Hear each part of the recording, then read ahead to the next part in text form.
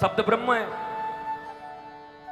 जब शब्द ब्रह्म है, उन शब्दों से निकले हुए तरंगों को मैं केवल उद्देश्य की बात कर रहा हूं। What's your process, it's not important, what's your process is more important. तुम्हारी जिंदगी में प्रोसेस क्या है ये ज्यादा फर्क नहीं पड़ता, क्योंकि प्रोसेस बहुत अच्छा हो ये जरूरी नहीं। हम वृंदावन के लोग हैं, हम मथुरा के लोग हैं, हम बलदेव के लोग हैं, हम श्री कृष्ण और बलराम को प्रेम करने वाले हमारे इष्ट हैं। हमारे श्री कृष्ण ही महाभारत के युद्ध में अगर देखा जाए तथाकथित झूठ बोलने के लिए तो सारे रिकॉर्ड तोड़ दिया भगवान ने झूठ बोलने का। बोला तो बोला, धर्मराज से भी बुलवाया, बोल जाकर झूठ बोल, जाकर के बोल अश्वत्थामा मारा गया। महाराज हम धर्मराज हैं, नहीं बोलेंगे।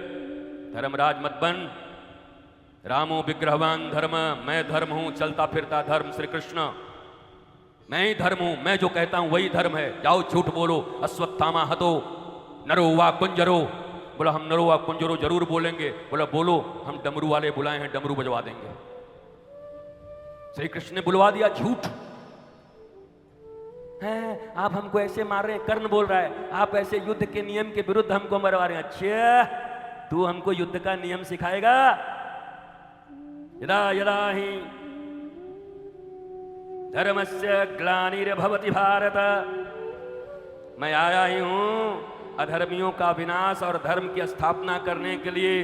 धर्म की स्थापना में जो बोला जाए वही सत्य है, और अधर्म की स्थापना में जो बोला जाए वही असत्य है।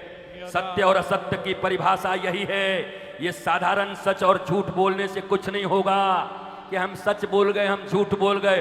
500 झूठ बोलो, अगर तुम्हारे माता और पिता के मृत्यु हो जाने वाली है किसी कारण से, दादाजी अचानक शौक में आने वाले हैं, तो हमारे भारतवासी पहले भी जानते थे, जब तार चलता था, घर में किसी की मृत्यु हो जाती थी तो इतना ही लिखा जाता था, जल्दी आ जाइए थोड़ी तबीयत खराब हुई है। ये नहीं लिखा जाता था कि मर गए, पता था दादाजी भी वहां मर गए। ये नहीं लिखा था। ये सत्य है कि झूठ है? किस सत्य और किस झूठ की बात करते हो? किस धर्म की बात करते हो? धर्म की परिभाषा कहां से सीखे हो? धर्म की परिभाषा वेद बताएगा। धर्म की परिभाषा वेद पुरुष श्री कृष्ण बताएंगे। वेद भी नेति नेति कह के जिनका वर्णन नहीं कर पाता, वो साक्षात राम और कृष्ण का जीवन चरित्र चलन ही धर्म है, वही सत्य है। उनके महाभारत में किए गए एक एक लीलाओं को ही सत्य कहा जाता है। हमारे तुम्हारे 2-4 सच बोल लेने से वो सत्य नहीं हो जाता। तुम्हारे 2-4 उपासना कर लेने से तुम धार्मिक नहीं बन जाते। कृष्ण के अनुकूल अगर उपासना है, धर्म के अनुकूल अगर उपासना है, तभी तुम धार्मिक होगे, तभी तुम कृष्ण प्रेमी होगे। ये कौन बताएगा?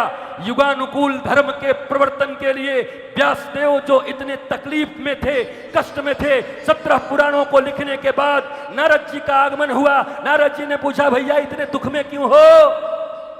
वेदों का विभाजन कर दिया, वेदों का विस्तार कर दिया, और वो मीमांसा लिख दिए, कितने स्मृतियां लिख दी, उसके बाद भी दुखी हो व्यास जी?